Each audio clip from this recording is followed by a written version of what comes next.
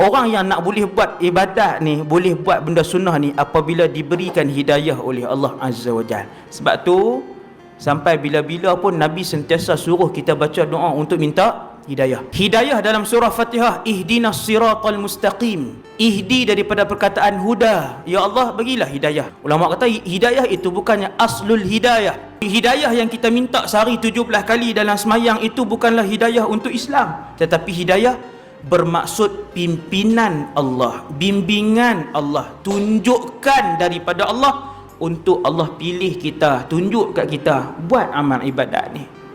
Maka orang yang kaya dengan hidayah Allah, dialah yang paling banyak selepas ada ilmu mengamalkan ilmu itu. Maka hak nak buat ilmu-ilmu ni, hak nak beramal ni semua di atas pilihan.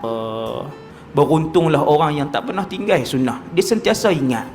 Bermaksud Allah sentiasa melihat dia dan membimbing hidupnya.